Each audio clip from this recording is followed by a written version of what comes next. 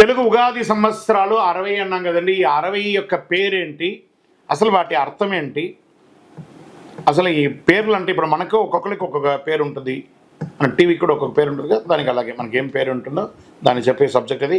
తెలుగు ఉగాది సంవత్సరాల పేర్లు, వాటి అర్థాలు. 60 సంవత్సరాలు ఒక సంవత్సరం అంటారు అలా ఒక్కో తెలుగు సంవత్సరాన్ని పేరు వెనక ఒక కథ కూడా ఉంది. దాన్ని మనం జీవితంలో మళ్ళీ తర్వాత ఒక టాపిక్లో చెప్పుకుంటాము. తెలుగు సంవత్సరాల్లో అసలు ఈ సంవత్సరాలు ఎలా పుట్టింది, మనం ఈరోజు విశ్వావసునామ సంవత్సరం చెప్పుకుంటున్నాం. ఈ సంవత్సరాలన్నీ ఎలా పుట్టింది, దీనికి ఏమైనా పురాణ గాథ ఇతిహాసాలు ఏమైనా ఉన్నాయా, అసలు ఎవిడెన్స్ ఉందా అంటే ఎస్ ఉందట.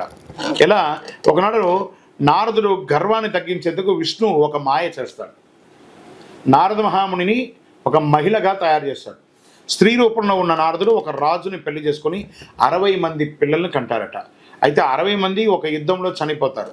తర్వాత విష్ణు నారదుని మాయను తొలగిపోగానే నీ పుత్రులు తెలుగు సంవత్సరాలుగా వర్ధిల్తారని వరమిచ్చారని పురాణ గాథలు ఉన్నాయి. అలా నారదుడి యొక్క 60 మంది పిల్లల పేర్లు తెలుగు సంవత్సరాలుగా ఈనాటికి కూడా మనం పిలుస్తున్నాం అనేది ఒక పురాణ గాథ. తెలుగు సంవత్సరాల పేర్లకు ఒక్కో దానికి ఒక్కో అర్థం ఉంది. ఆ ఏడాది దాని ప్రకారమే జరుగుతుంది అనేది కూడా చెప్పడం జరుగుతుంది. దాని యొక్క అర్థాలు ఎలా ఉంటుంది, తెలుగు ఉగాది సంవత్సరాల పేరు దానికి అర్థం కూడా చెప్తున్నాం. అన్నిటికంటే ముందుది ఫస్ట్ అని తీసుకుంటే ప్రభవ, యజ్ఞాలు అధికంగా జరుగుతాయి. ప్రభవనామ సంవత్సరం అంటే ప్రభంజించడం అంటే పుట్టుక అనేది ఒక అర్థం అని కూడా చెప్పచ్చు. 2 విభవనామ సంవత్సరం సుఖంగా జీవిస్తారు, వైభవంగా ఉంటుంది ఈ సంవత్సరం అని చెప్తుంటారు. శుక్లనామ సంవత్సరం సమృద్ధి పంటలు ఉండాలని కోరుకుంటాం. శుక్ల అంటే తెల్లనిది, నిర్మలత్వం, కీర్తి, ఆనందాలకు ప్రతీకగా నిలబడే సంవత్సరం అంటారు. ప్రమోదిత్య అందరికీ ఆనందాన్ని ఇస్తుంది, ఆనందం ప్రమోదిపంగా ఉండే ప్రమోదూతనామ సంవత్సరంగా దీన్ని చెప్పడం జరుగుతుంది. ప్రజోత్పత్తి నామ సంవత్సరం అన్నింటిలోనూ అభివృద్ధి ఉంటుంది.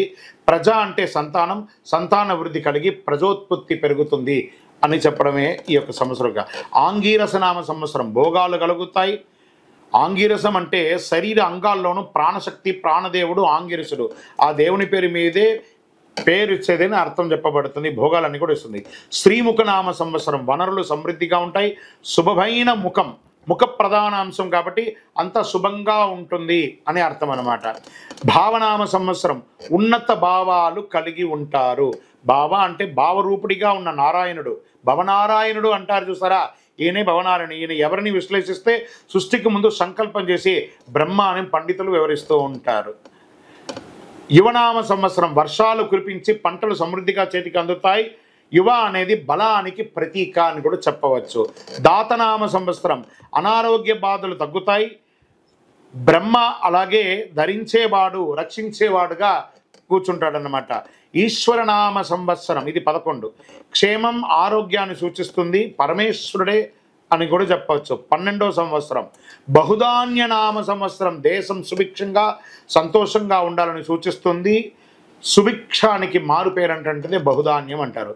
13వ సంవత్సరం ప్రమాదినామ సంవత్సరం వర్షాలు మధ్యస్థంగా ఉంటాయి. ప్రమాదములు అన్నిట్లోనూ అర్థవర్తంగా సంవత్సరంతో ప్రమాదాలు జరుగుతాయని భయపడుతూ ఉంటారు. విక్రమనామ సంవత్సరం పంటలు బాగా పండి రైతన్న సంతోషిస్తారు, విజయాలను సాధిస్తారు.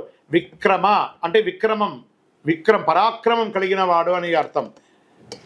15వ సంవత్సరం వృషనామ సంవత్సరం వర్షాలు సమృద్ధిగా కురుస్తాయి. చర్మ వ్యాధులంతా కూడా తొలగిపోయే ఒక మంచి చర్మానికి డెర్మటాలజిస్ట్ అంటూ ఉంటారు కదా, ఈ చర్మానికి సంబంధించిన సంపూర్ణమైనటువంటి ఆ యొక్క వాతావరణంలో మేలు కలుగుతుందట.